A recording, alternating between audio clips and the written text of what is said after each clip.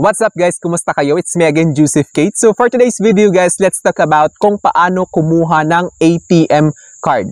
Kasi naman guys, alam nyo ba, may isa na akong vlog, inaaway nyo ako doon kasi ngarag-ngarag ako magsalita doon. Sorry naman, kasi hindi pa naman ako ganun ka-expert. Kaya ngayon I decided na gawa ng panibagong vlog yun, yung mas clear at saka mas maiintindihan nyo kasi may mga nagtitiktila ako doon na manok doon. Ang daming naiirita. Sorry naman. Sama ng ugali nyo, inaaway nyo ko.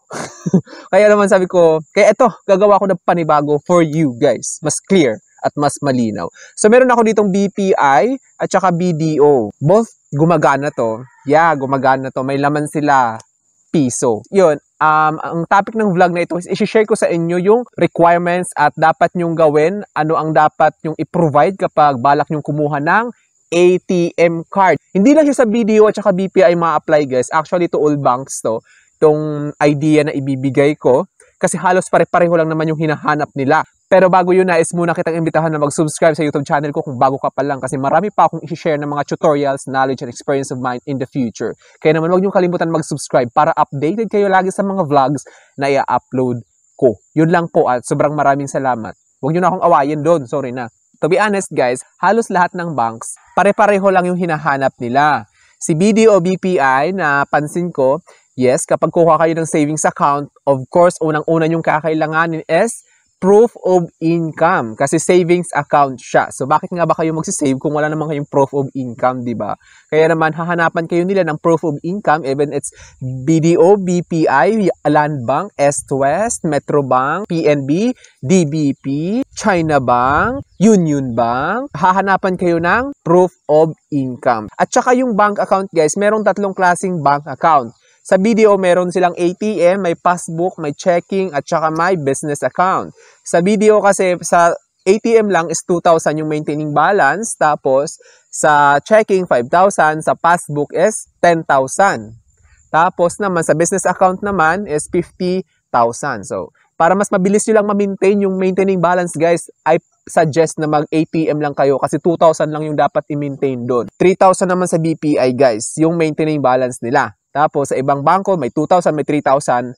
Iba't iba po siya. At saka kung isa-isahin ko, matatagalan tayo, guys. Kaya naman, kung pupunta kayo, kung gusto nyo kumuha ng ATM card sa isang bangko, kung hindi BDO or BPI, kasi sa BDO, 2,000 lang yung maintaining balance sa ATM. Sa BPI, 3,000.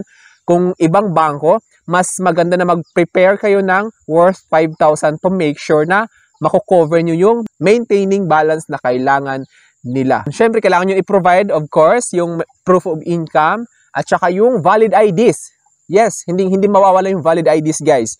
2 valid IDs ha, primary or secondary. So, kapag primary, make sure na dalawahin nyo na rin. Tapos kung secondary, dalawahin nyo na rin para wala nang problema, hindi kayo pabalik-balik. Tapos yung proof of income ninyo para mapatunayan na capable kayo mag-save up ng pera sa bangko. At saka guys, of course, hindi mawawala yung proof of billing. Kasi hinanapan ako ng proof of billing.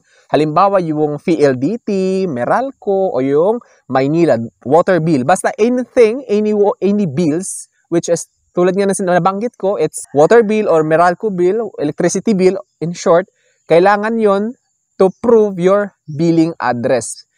So, uulitin ko, initial deposit, valid IDs, tsaka proof of income, and then billing address.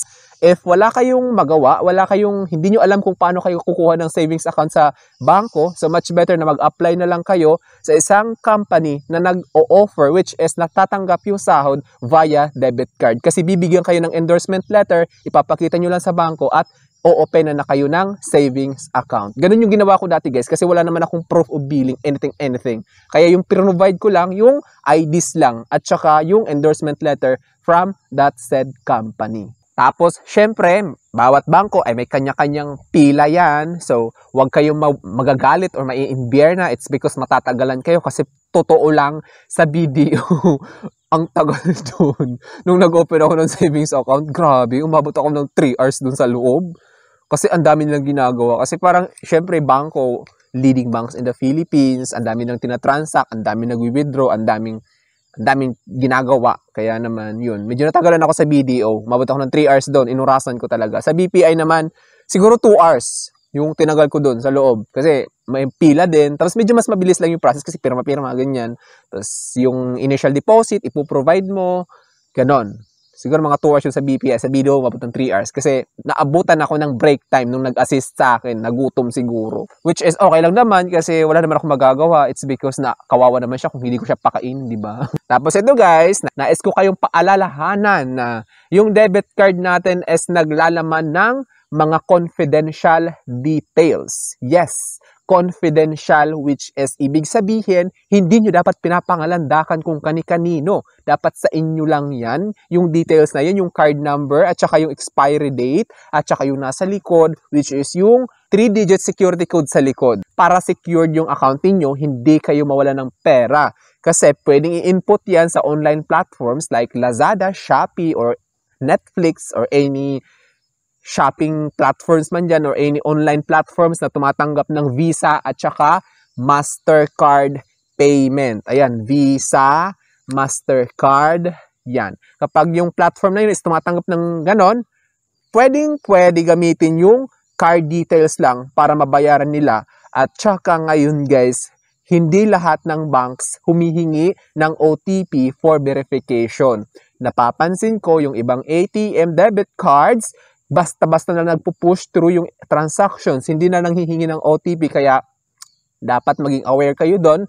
Wag na wag nyong ipagkakalat kung kani-kanino yung debit card details ninyo. Kasi nakalink yan doon sa savings account ninyo kung saan nandun yung pera na nakadeposit, which is magugulat na lang kayo, may mga unauthorized charges na doon. Kaya make sure lang guys na maging aware kayo sa mga bagay na yun, ha? Inuulit ko, maging aware kayo para hindi kayo umiyak. Hindi ako nagbibiro. Kasi pag nawalan kayo ng pera, malaki ibang usapan yun, di ba? Nagpapakahirap tayo magtrabaho tapos nawala lang ng ganun-ganun lang. Kaya ingatan nyo talaga yung debit card details ninyo. Tapos yes, yung purpose ng ATM debit cards, pwede kayo makapag-withdraw ng cash anytime, anywhere. It's because pera nyo yung laman, syempre dapat may laman yung savings account ninyo, ha? Kasi kung walang laman, hindi naman siya magpo-push through guys. Oo, hindi kayo makakapag-withdraw. Mag-ieng-eng yung machine yan, iluluwa yung ATM nyo, sasabihin walang laman yan. Totoo. Kaya dapat pag nag-withdraw kayo, so kapag nag-withdraw kayo sa BDO, gamit yung ATM na BDO, kapag hindi BDO machine kayo nag-withdraw, of course may charge yon. Dapat aware kayo doon. Depende sa machine na pinag-withdrawhan nyo. Kung sa BPI kayo or sa East-West, DBP, PNB, kapag BDO yung gamit nyo. So may mga charges yon. Ganun din sa BPI. Kapag hindi BPI na machine yung pinag-withdrawhan nyo, may charge din yon. Kaya naman baka kasi magulat kayo at awayin nyo yung bangko, ha? Huwag ganun. Kasi pag hindi kayo nag-withdraw sa BPI mismo, gamit yung BPI debit card ninyo, I mean, hindi BPI machine. Baka kasi sabihin nyo branch of account, ha? BPI machine yung tinutukoy ko. Same lang din kapag yung debit card ninyo is Metrobank, PNB, DBP, China Bank. So kapag hindi doon kayo nag-withdraw sa machine, of course, may karampatang fees yon, which is yung sinasabi na yung transaction fee, kumbaga. Okay, recap tayo. Proof of income, 2 valid IDs, tapos yung proof of billing, at saka yung initial deposit, yung requirements doon. So I think that's all for now. Thank you so much for watching. So it's me again, Joseph Kate. So sana may na-share ako. Don't forget to subscribe for more videos. Bye-bye!